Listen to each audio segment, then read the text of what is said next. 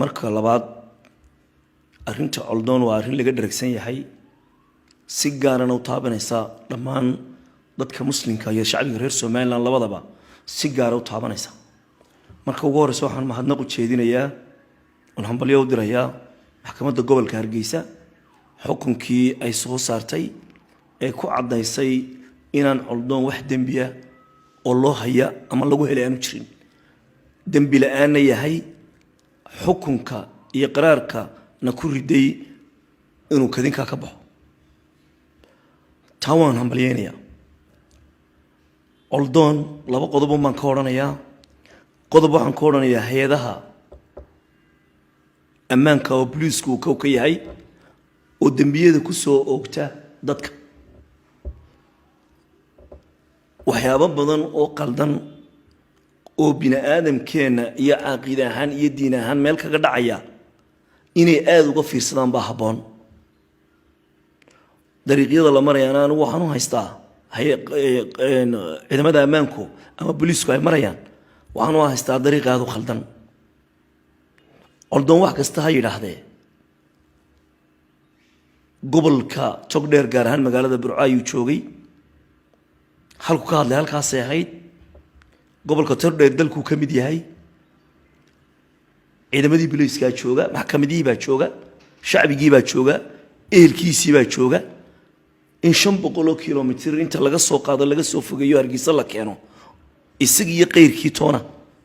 waxa aadan noqotay qofka dangaara laga leeyahay ilaa Hargeysa in la soo qaado arrintaas waa arrin qaldan gobolada dalka ka mid yihiin Hargeysa inay 20 jir u noqoto oo qofkii dan laga leeyahay ama la ascaanood laga soo qaado ama boorama laga soo qaado ama burco laga soo qaado Hargeysa la keena dawladnimadeena iyo jiritaankeena meel ka dhacda waxaan tilmaamaysaa in Hargeysa laga dhigtay meel dadka lagu ciqaabo gaar loogu torjargalay way burco maxkamadu way joogan boorama maxkamadu way joogan erigaaba maxkamadu way joogan hadii qofka dambi loo sheeganayo meel gurigiisa iyo ehelkiisa u dhow oo ay maxkamadiisa iyo kiiskiisa kala socdaan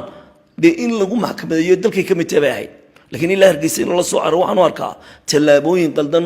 oo fool xun oo systemka uu isticmaali jiray dawladda Maxamed Siyaad Barro kala kamida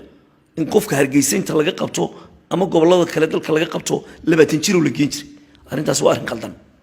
qodobka labaad coldoon wuxuu ka hadlay macallimiinta wax ka dhigtay iskuuladeena qaar kamida sida iskuulka Abaarso kale wuxuu ka hadlay dadkaas inay sheekh diinta Kiristaanka aan ku inay fidiyaan oo wadaad ay yihiin taamuran kama joogo waxaan aad u dhageystay hadalkii Sheekh Maxamed Ismaaciil ilaahay raaliha ka noqdo Sheekh Maxamed Ismaaciil ilaahay miisaanka xasanaadka u saaro Sheekh Maxamed Ismaaciil Allah barakeeyo si faahfaahsan oo waadixa oo diin oo Qur'aan iyo xadiis ba uu inagu tilmaamayo ayuu dhacdada coldoon uga hadlay Sheekh Maxamed Ismaaciil wuxuu tilmaamay inuu dulmiyo baadil ku xidhan yahay wuxuu tilmaamay inuu xaq darro ku xidhan yahay coldoon wuxuu tilmaamay sababaha loo haysto wuxuu tilmaamay cidii uu coldoon ka hadlay waxay tahay iyo waxay aaminsan tahay iyo waxay ka shaqeyso inta Sheekh Ismaaciil baa tilmaamay joy ciise inay wadaad diinta Kiristaanka fidiyo tahay muran kuma jiro in la yiraahdo caruurteena yey wax u dhigin anigu dambi uma haysto xaq baan u haystaa diin baan u haystaa wanaag baan u haystaa haddii culimada Soomaaliland arinta ka hadli weydana wallahi qiyaama iyaga la weydiinaya wala la xisaabtamaya wallahi wala la xisaabtamaya wala laga weydiinaya ilaahay waxba weydiinaya Sheekh Maxamed Ismaaciil baa sheegay wuxuu yiraahday haddii aniga caruur Kiristaan la ii dhiibo la yiraahdo wax u dhig oo ama saynis u dhigo ma xisaab u dhig halkan ka bilaabi lahaa iyo inaan diintiin ilaahay ku xidho lahayn u sheegi lahaa daacad kuma jiro de wadaadka Kiristaankana marka la yiraahdo caruurtaada wax u dhig inuu diintu fidinayo u sheegayo idna kama qarsoona culimada Soomaaliland waxa leeyahay warshada Sheekh Ismaaciil arinta ka hadla baadilka waxaan ka cabsanayaa in la inagu rogo oo dunuubi inagu timaado waxa abaarta iyo roob la'aanta iyo haraadka maanta la sheegay in waa loo dhimanaya sababu ah inaynu xaq Ilaahay iyo diinta Ilaahay difaaci weyno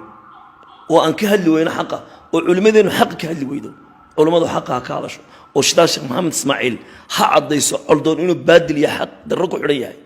qof kasta annaguna tacoldoon yidhi sheekh maxamed ismaaciil yimi ayaanu la qabnaa macallin wadaad ah oo diinta islaamka fidinaya oo sheekh ah oo daaci ku ah diinta kiristaanku inuu caruurteenna wax u dhigaa xaaraan bay tahay arrinta coldoon ku xidhayna waa xaaraan waxaannu codsanaynaa